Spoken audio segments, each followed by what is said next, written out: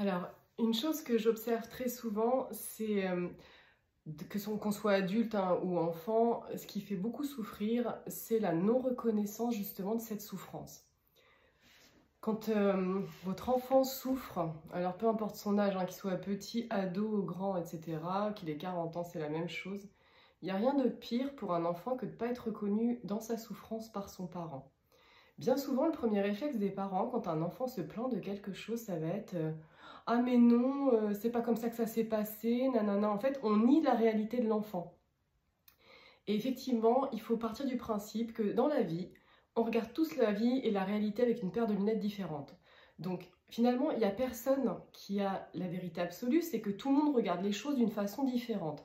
Déjà, quand tu acceptes ça, tu as un champ de conscience qui s'ouvre. Parce qu'en fait, tu commences à écouter ton enfant, à te dire « Ok, lui, en fait, il vit les choses comme ça. Moi, je les vis différemment, on n'est pas forcément d'accord, mais finalement, ni lui ni moi avons la vérité, on a chacun notre réalité de la chose, alors qu'on a vécu le même événement. » Ça, c'est la première chose, c'est déjà accepter qu'on n'ait pas les mêmes réalités et que chacune sont ok. Et quand on commence à accepter ça, déjà, ça fait du bien.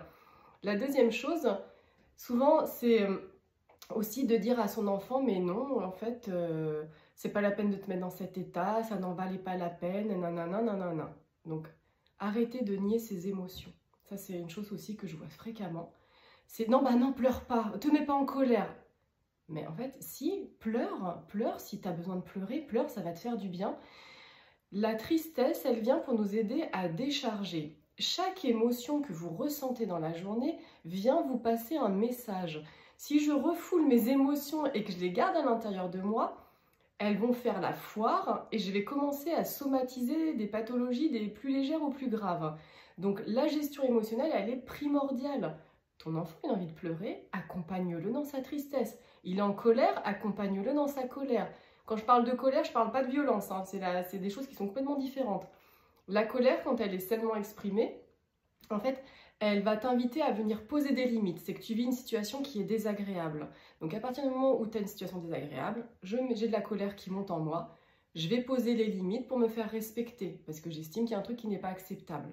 Ça, c'est voilà, l'importance de vraiment prendre en charge les émotions de nos enfants, enfin pas les prendre en charge, mais vraiment les accompagner en fait dans leur processus. Une émotion, elle dure 3 minutes hein, si elle est gérée. Si elle dure des semaines, c'est que tu l'entretiens ou c'est que tu ne l'as pas gérée. Donc voilà, ça c'est l'autre chose.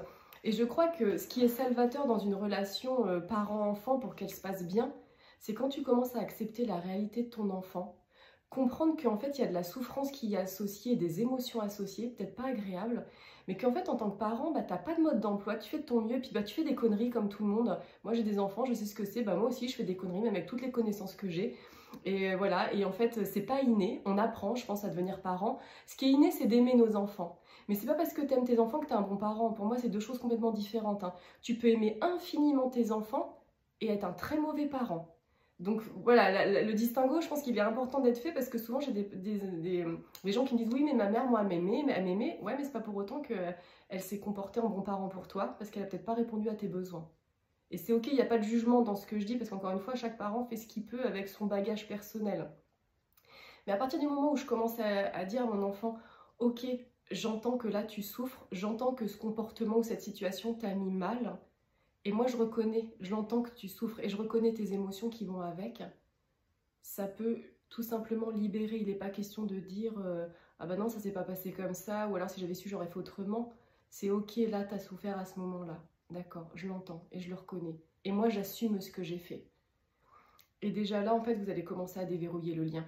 Rien que ça, rien que dans la reconnaissance de la souffrance de l'enfant. Parce qu'il va se sentir vu, compris, entendu. Et rien que ça, c'est salvateur pour une relation. Et ça peut complètement libérer. Et après, l'idée, c'est d'écouter l'enfant. Mais vous pouvez tout à fait aussi vous donner vos ressentis par rapport à la même situation. Dire, bah, voilà moi comment je l'ai vécu et voilà ce que j'ai ressenti.